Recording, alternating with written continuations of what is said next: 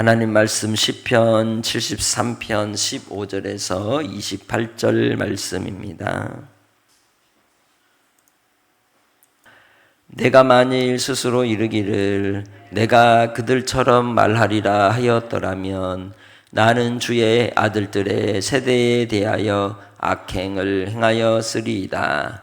내가 어쩌면 이를 알까 하여 생각한즉 그것이 내게 심한 고통이 되었더니 하나님의 성소에 들어갈 때야 그들의 종말을 내가 깨달았나이다.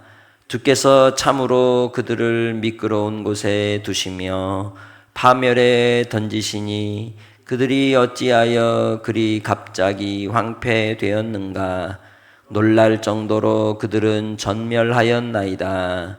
주여, 사람이 깬 후에는 꿈을 무지시함같이 주께서 깨신 후에는 그들의 형상을 멸하시리이다.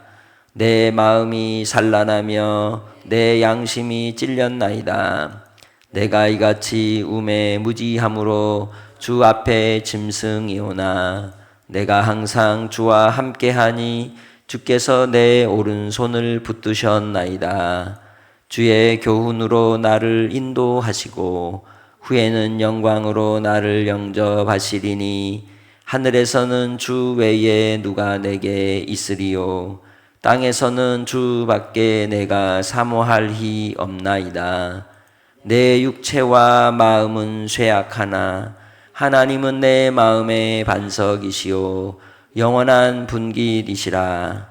무릇 주를 멀리 하는 자는 망하리니 음녀같이 주를 떠난 자를 주께서 다 멸하셨나이다.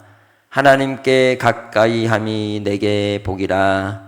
내가 주 여호와를 나의 피난처로 삼아 주의 모든 행적을 전파하리이다.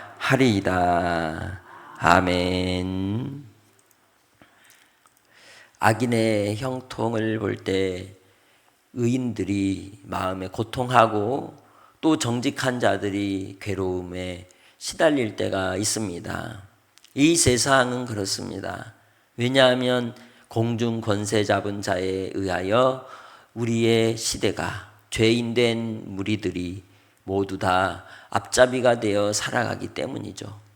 그러기에 그들의 악인의 형통을 부러워할 수 있고 또 그들의 모습 속에서 의인들의 또 주를 믿는 하나님의 자녀들의 궁핍함과 고통 때문에 마음이 무너질 때도 있습니다. 그러나 오늘 이 시편 고백을 통해서 반전의 역사가 나타나는 것이죠. 15절 내가 만일 스스로 이르기를 내가 그들처럼 말하리라 하였더라면 나는 주의 아들들의 세대에 대하여 악행을 하였으리이다라고 고백합니다. 그들은 어땠습니까? 하나님을 조롱하고 하나님을 무시하며 오히려 그들이 배부름이 자기들의 잘난 교만 때문이라는 것을 드러내는 자기 자신을 우상 삼는 시대의 모습이지 않았습니까? 그처럼 자기도 똑같이 그들과 함께 그런 생각에 동조하고 그런 가치관으로 산다면 그것은 하나님의 자녀들, 하나님의 백성들을 욕보이는 것과 같다고 판단을 하는 겁니다. 우리가 그렇게 한쪽으로 치우쳐 달려갈 수도 있습니다. 그러나 주님 앞에 나와 머물 때에 깨닫게 되고 또 우리 자신의 인생의 본질이 하나님께 있음을 분명히 알게 되는 줄 믿습니다. 그래서 바로 이 시편의 고백을 통해서 이야기합니다. 내가 어쩌면 이를 알까 하여 생각한즉 그것이 내게 심한 고통이 되었더니 어디에 들어가서 하나님의 성소에 들어갈 때야 그들의 종말을 내가 깨달았나이다라고 고백하고 있습니다. 이 시는 아삽의 시입니다. 하나님께 찬송을 드리며 섬기는 레위인의 고백입니다. 그가 하는 일은 자기의 지경도 없으며 이 땅에 기업도 없고 오직 하나님을 섬기는 것이 자기의 천직이요 기업이었습니다. 그러기에 오직 하나님께 나아가 믿음으로 주를 섬기는 일에 있어서 주변의 이웃들이 또 많은 사람들이 부유해지고 잘 나가는 모습을 볼 때 어떨까요? 부러운 마음이 들 수 있는 겁니다. 그러나 그는 하나님께로 나아가는 그 시간에 성소로 향하여 갈 때 종말을 알게 되었다는 것이죠. 성소에서는 무슨 일을 합니까? 하나님께 제사를 지내죠. 제사를 지낼 때 뭘 잡습니까? 짐승을 잡습니다. 그 죄로 인하여 어린 양이, 염소가, 또 송아지나 소가 대신 죽는 거예요. 번제단에서 불태워지는 그 제물을 보면서 마지막 인생의 심판의 때에 불구덩이에 떨어질 인생들, 한낱 불태워지면 사라질 인생의 삶을 돌아볼 때 하나님의 심판이 분명히 있음을 깨달았다는 거죠. 이 세상에서 아둥바둥 잘났다 하면서 모든 사람들이 다 경쟁하듯이 산 꼭대기를 향하여 누군가를 밟고 올라가는 이 피라미드와 같은 인생의 이 세상의 구조 속에 올라가고 올라가지만 결국은 다 허물어지고 떨어지듯 마지막 하나님의 심판대 앞에 선다는 걸 망각한 채 그렇게 살아가고 있는 것이죠. 그러기에 우리는 깨닫는 자리로 찾아가야 하는 겁니다. 그 깨닫는 자리는 다른 자리가 아니라 주의 품이요 아버지의 성소인 줄 믿습니다. 하나님의 말씀 앞에 나 자신이 깊이 묵상하며 생각하고 돌아보면 인생의 본질이 어디에 있다는 거예요? 오직 하나님 앞에 있다는 걸 알게 되는 줄 믿습니다. 그래서 그들을 주께서 어디에 두신다고 말합니까? 미끄러운 곳에 두신다는 거예요. 오르고 올라도 어때요? 미끄러지고 또 떨어지고 아둥바둥 어느 만큼 올라갔더니 또 쭉 미끄러지고 또 올라갔더니 또 주르륵 떨어지는, 그것이 바로 하나님 앞에서 살아가는, 하나님 없이 사는 인생들에 대한 결론이라는 거예요.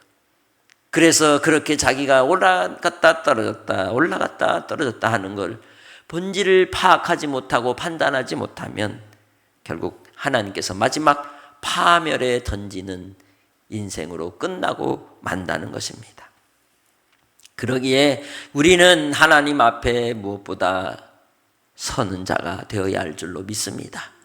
항상 하나님께로 가면 답이 있는 것이죠. 하나님께로 가면 인생의 의미를 깨닫게 되는 겁니다. 우리 믿음의 식구들이 또 주변 가운데 장례를 치르는 과정들을 보면 그걸 더 깊이 알게 되는 겁니다. 한 사람의 인생이 이 세상에 왔다 떠나는 자리에 서면 숙연해지기도 하지만 참 인생이 덧없다라고 하는 마음이 드는 것이죠. 그러나 그 속에서도 참된 의미를 발견하는 것은 하나님을 경외하며 하나님을 믿고 이 땅에서 살아감으로 아버지 앞에서 주시는 그 은혜와 은총이 있기에 우리가 주를 믿으며 끝까지 주님만을 섬겨 살아가는 주의 백성인 줄 믿습니다. 주님 안에서 우리의 삶을 살아갈 때 가장 옥토의 인생은 어떤 인생이겠습니까? 주님 안에 거하는 인생인 겁니다. 하늘의 만나를 먹고 주의 영원한 생수를 마시는 자가 정말로 복이 있는 인생인 줄 믿습니다. 그들의 결론을 19절에 갑자기 황폐해지고 갑자기 놀랄 정도로 전멸하고 마는 인생. 모두가 다 파닥파닥하고 날아가는 것 같은데 뚝뚝뚝 다 떨어지는 것이 이 땅의 인생이라는 것입니다. 마치 무엇과 같이? 일장 춘몽과 같이 사람이 깬 후에 꿈을 무시하는 것처럼 바로 주님 앞에 계신 후에는, 주께서 계신 후에는 그들의 형상을 멸시하실 것이라는 겁니다.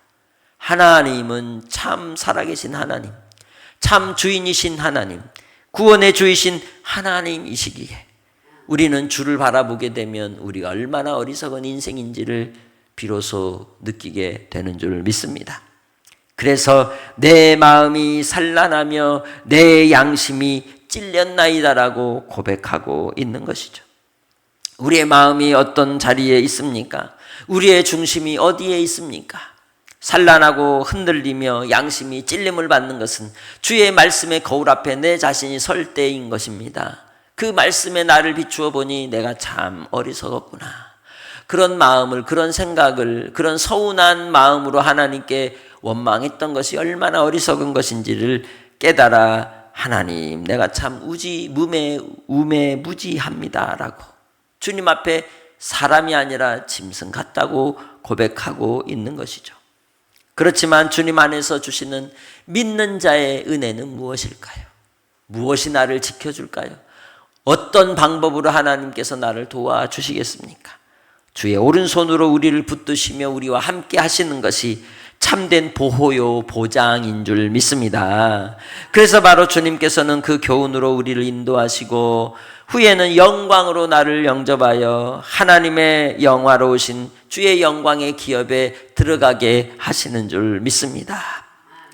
25절, 하늘에서는 주 외에 누가 내게 있으리요, 땅에서는 주밖에 내가 사모할 이 없나이다라고 고백하고 있습니다. 하늘에서는 주밖에. 산을 올라가 보면 알지만 밑에서 알콩달콩 또 아웅다웅하고 싸우고 다투고 토닥거리더라도 산 위에 높이 올라가서 산 아래 동네를 쳐다보면 커요, 작아요? 작아요. 그 속에 사는 사람들은 개미보다 더 작아 보이는 것 보이지가 않습니다. 그런데 거기서도 땅 따먹기 하느라고 사람들이 얼마나 서로 치고받고 그렇게 치열한 전쟁의 삶을 삽니까?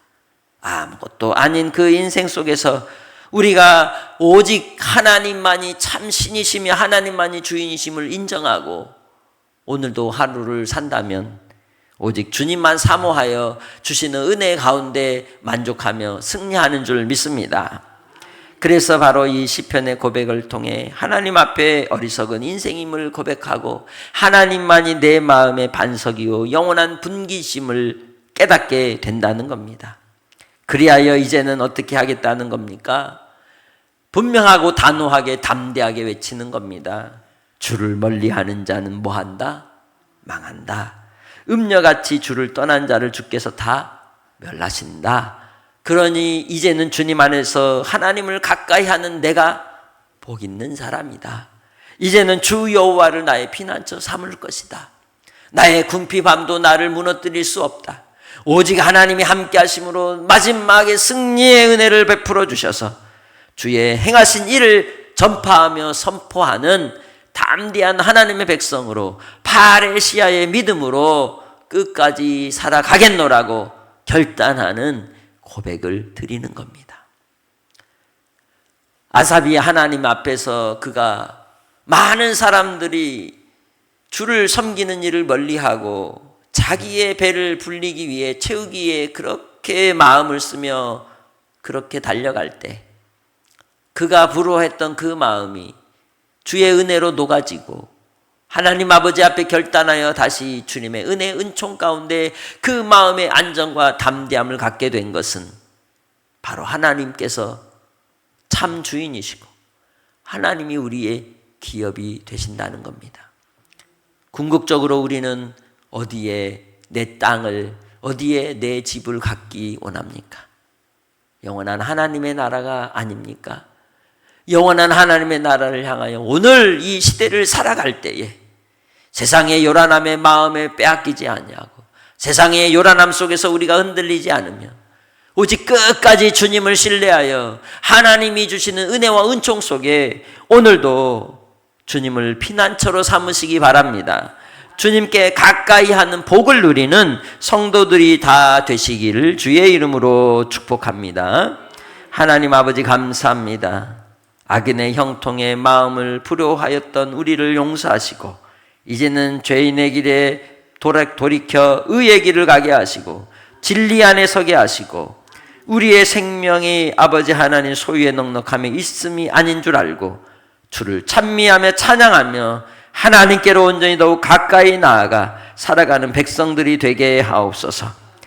날마다의 삶 속에 하나님의 전 앞에 나와 주님을 배울 때에 우리의 가는 길의 위치를 다시금 깨닫게 되며 돌이키게 되며 주 앞에 서는 줄 믿습니다. 영화로우신 주의 이름이 높임을 받으시옵소서.